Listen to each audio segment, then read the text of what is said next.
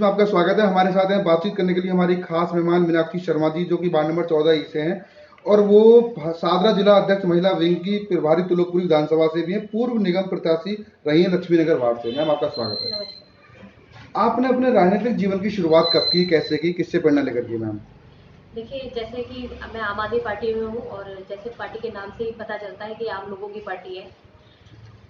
मेरा कोई political background नहीं था, मतलब मेरे फादर मदर या कोई भी पॉलिटिकल पार्टी से बिलोंग नहीं करते थे। मैं भी एक वर्किंग वूमेन थी जो अपना ऑफिस जाना, ऑफिस से घर आना, और शायद उस टाइम में मैं इस तरीके से थी कि मैं पॉलिटिक्स को गालियाँ भी बहुत दिया करती थी, वोट भी देना ज़्यादा पसंद नहीं किया करती थी।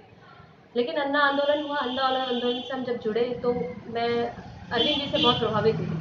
उनकी सिर्फ एक बात मेरे दिल को छू गई, जिससे मैं आम आदमी पार्टी से जुड़ी। वो यह थी कि अगर अच्छे लोग आगे नहीं आएंगे तो उन्हें राजनीति को गाली देने का भी कोई अधिकार नहीं है। अगर वो चाहते हैं कि राजनीति में सुधार हो, वो चाहते हैं कि हमारे समाज में सुधार हो, हमारे देश में सुधार हो, तो उनको खुद आगे आकर काम करना पड़ेगा। अगर वो ऐसा नहीं कर सकते तो उन्हें गालियाँ भी देने का हक नहीं है।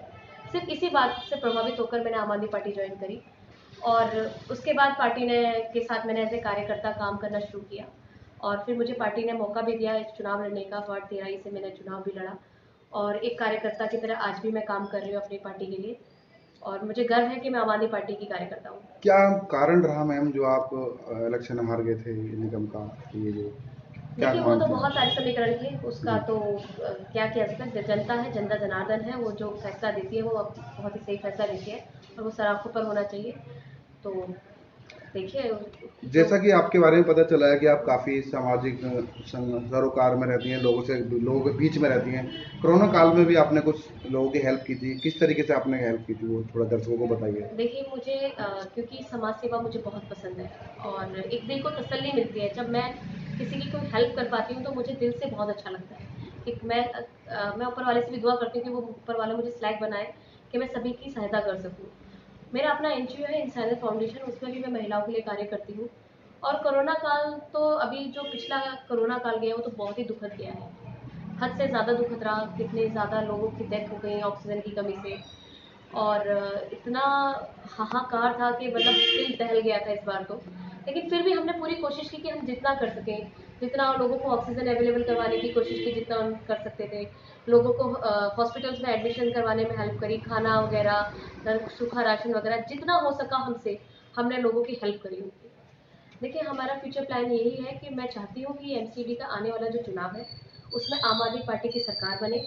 मैं अपनी पार्टी के लिए काम करना चाहती हूँ ताकि इस बार एक ईमानदार सरकार, जैसे दिल्ली सरकार में, ऐसे एमसीडी में भी आम आदमी पार्टी की सरकार आए, ताकि जो लोगों के छोटे छोटे काम हैं, जैसे साफ सफाई हो गया या फिर आपका लाइट का, बिजली का, सॉरी, आपका सड़कों का काम हो गया, सफाई का, तो ये सब छोटे छोटे जो काम है, जो बेसिक्स काम है, जो एमसीडी के अंदर आते हैं, उन लोगों के हम ईमानदारी से पूरे करते हैं। अभी फिलहाल जो एमसीडी में बीजेपी की सरकार है वो सिर्फ और सिर्फ एक भ्रष्ट सरकार है, महाकरप्ट सरकार है। उसे काम से कोई लेना देना नहीं है, वो सिर्फ और सिर्फ अपना पैसा कमाने में लगे हुए हैं। 15 साल हो गए एमसीडी में आम आदमी पार्टी की सरकार को, लेकिन आज तक उन्होंने ऐसा कोई कार्य नहीं किया जिसमें वो आकर वो जनता के सामने रख सके कि जी हमने 15 साल में ये काम किया एमसीडी के अंदर, सिवाय भ्रष्टाचार के। तो वार्ड नंबर 14 में आप क्या मूलभूत समस्याएं मानती हैं मैम? सबसे पहले अगर आपको मौका मिलेगा तो आप कौन से काम कराना चाहेंगे? देखिए, सबसे जो बड़ी समस्या है वो सिर्फ वार्ड 14 में ही नहीं, पूरी अगर आप ईस्ट दिल्ली के अंदर जाएंगे तो सबसे बड़ी समस्या है साफ सफाई की, खासतौर से नालियों की सफाई की, जो कि बिल्कुल भी नहीं होती है। आप अगर मेरे ऑफिस के बाहर ही चले जाए तो ये नाला बनवाया था हमारे नितिन त्यागी जी ने, इस सड़क बनवा कर दी, नाला बनवा कर दिया, लेकिन इस नाले की सफाई आज 1.5 साल से नहीं हुई है। आप अगर आस पड़ोस के लोगों से जाके पूछेंगे, वो आपको इस बारे में जानकारी देंगे कि 1.5 साल से इस नाले की सफाई नहीं हुई है। तो आप सोचिए कि अगर 1.5 साल में एक बार भी सफाई नहीं हुई किसी नाले की, तो क्या हालात रहते होंगे। जब बरसातें आती हैं तो इन्हीं नालों की वजह से जल भराव हो जाता है, लोगों को जल भराव की समस्या से उभरना पड़ता है कि किस तरीके से गंदगी हो जाती है पूरी सड़क के ऊपर और बीमारियां होने का खतरा रहता है। तो सबसे पहले जो मेरी प्रायोरिटी रहेगी वो होगी साफ सफाई की। बाकी जो छोटे छोटे काम हैं, जैसे स्ट्रीट लाइट वगैरह है, ये सब है, जो भी काम होंगे एमसी से संबंधित, मैं उन सभी को करना चाहूंगी ताकि किसी को कहीं भी परेशानी ना आए जनता के पास। जो लोग आपको देख रहे हैं मैम, आप उनको क्या मैसेज देना चाहेंगे और क्या अपील करना चाहेंगे उनसे? मेरे को जो लोग देख रहे हैं, मैं उनसे सिर्फ यही प्रार्थना करना चाहती हूँ कि आने वाले एमसीडी चुनाव में इस बार केजरीवाल सरकार को लेकर आए, ताकि जिस ईमानदारी से और पूरी शिद्दत से उन्होंने दिल्ली सरकार के अंदर काम किया है, एमसीडी को भी वो सुधार सकें और एक ईमानदार सरकार बन सके। तो आपसे प्रार्थना है कि इस बार आने वाले एमसीडी चुनाव में केजरीवाल जी की सरकार बनवाएं। हमसे बात करने के लिए बहुत बहुत धन्यवाद।